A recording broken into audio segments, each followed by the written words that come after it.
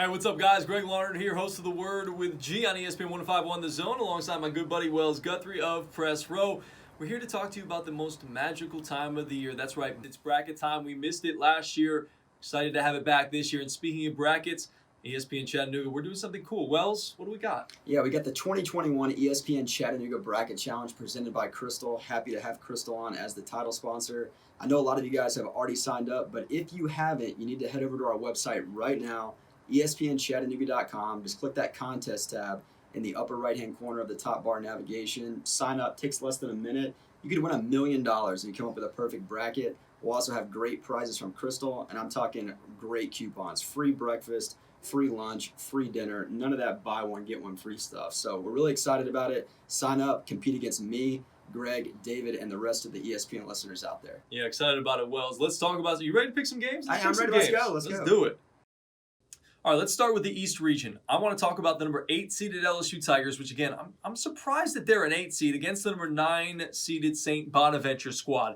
Defense has really turned up for Will Wade's squad here in the second half of the season. That's what's led LSU to get all the way to the SEC championship game before they lost to Alabama. I'm looking out for Trendon Watford, who was incredible in that SEC championship game, would have been the MVP if LSU could have pulled it off. He's a versatile guy. He can rebound the basketball. He can score the basketball as well. And I'm just really excited about this team. And it might be a little bit of my former LSU or Louisiana bias, but I'm going to take the Tigers in this one to get past the Bonnies.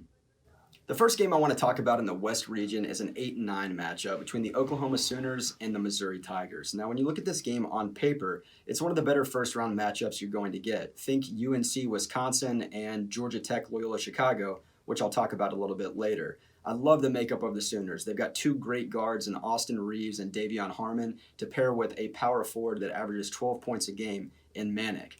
You look over at what's going on with Missouri right now. That's a team that reached the top 10 earlier this year, but didn't play as well down the stretch. You paired that with the rumors that Konzo Martin's name has been a hot name on coaching boards and he could possibly leave. That's not the type of chemistry that I want to bring into the NCAA tournament. I'm going to overlook the fact that the Sooners have lost 5 of their last 6. Now, those losses were against Oklahoma State twice, Kansas, and Texas, all teams that are in the tournament, except for that one loss against Kansas State. We're not going to hold that against the Sooners. I'm riding with the Sooners over Missouri in round 1.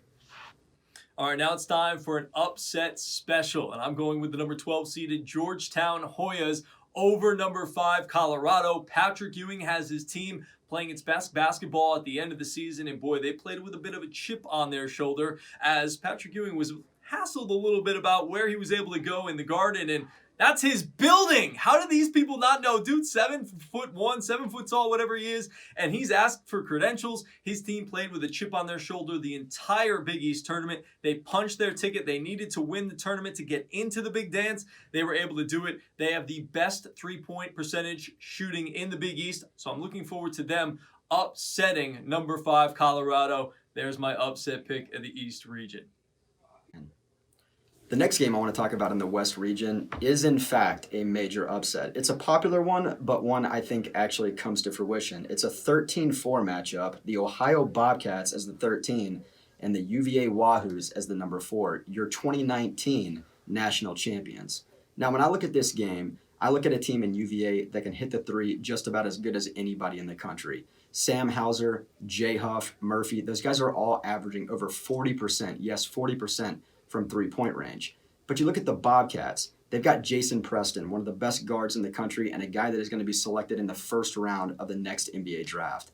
If he hits his shots, averaging 16, 8, and 7, and gets a little help from those other guys out on the perimeter, making it difficult for Virginia to make those threes, I love the possibility of an upset. 13-4, Ohio Bobcats. All right, last game that we're talking about here in the East Regional is the number 7 seeded UConn Huskies taking on the number 10 seeded Maryland Terrapins. And do we remember the last time that UConn was a 7 seed? That's right, they won the NCAA tournament as the 7 seed. It became the only 7 seed to do so in NCAA tournament history. I know crab cakes and defense, that's what Maryland does. But I love James Bouknight. He's been an incredible offensive weapon and just another one in the long line of NBA prototype guards that UConn produces. They've also got Defensive Player of the Year Isaiah Whaley in the mix. So I like the UConn Huskies. And my UConn Huskies, and I know I might be a little bit biased, and I'm not picking them to win the tournament, but I'm picking them to get past the Terps in round one. Let's hop over to the Midwest region and talk about another 8-9 game that's getting a lot of publicity. That's the 8 seed Loyola Chicago and the 9 seeded Yellow Jackets of Georgia Tech. Now, everybody's talking about Georgia Tech right now. They've definitely got some magic going. Get a little help in the ACC tournament, but beat Florida State and get the crown. But let's not forget about the magic that Loyola Chicago experienced back in 2018 when, as an 11 seed, made it all the way to the Final Four. I think they're not probably going to go that far, but I think they can get past the Yellow Jackets. The Yellow Jackets have won their last 8 games on the court, 9 wins straight if you include that forfeit by UVA. A matchup that I'm really looking forward to watching is 6'9 Loyola center Cameron Krutwig and 6'9 Georgia Tech forward Moses Wright. Both of those guys are their team's leading scorers and will be going at it. I think the magic ends for Georgia Tech. Loyola Chicago advances. That's an 8 over a 9.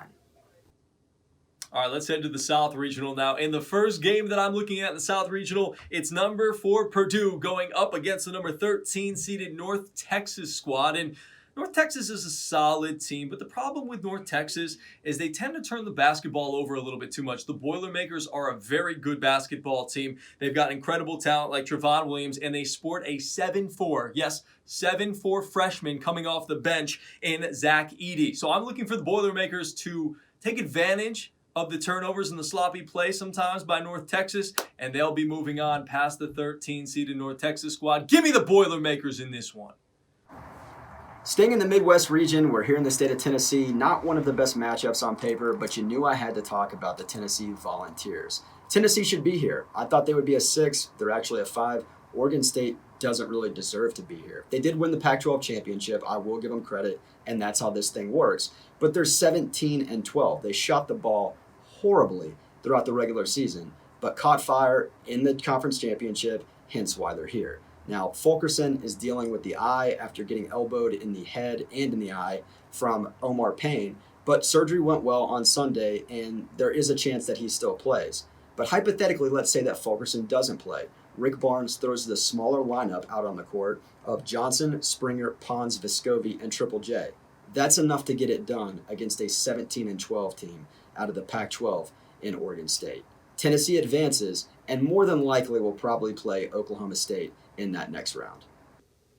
All right, let's finish up the South region by talking about technically another upset. It's not the biggest. It's not a 12-5 upset like I just talked to you about, but it is a 10-7 upset. I'm going to take the Hokies of Virginia Tech to down the number 7 seeded Florida Gators. And I know that the Gators have been playing well. They thought they fared well in the SEC tournament in the quarters against the Vols. They fought hard, and Trey Mann is a bucket. But I like the guys for Virginia Tech. I like the way that they play. Tyrese Radford's really good. Justin Mutz is another guy. And I love Kiva Aluma. Dude's got a sweet hook shot. I'm a sucker as a former big man where I played high school basketball for a sweet hook shot. He's got that inside-out game. Give me the Hokies in the 10-7. Technically an upset, but I think this game's going to be close.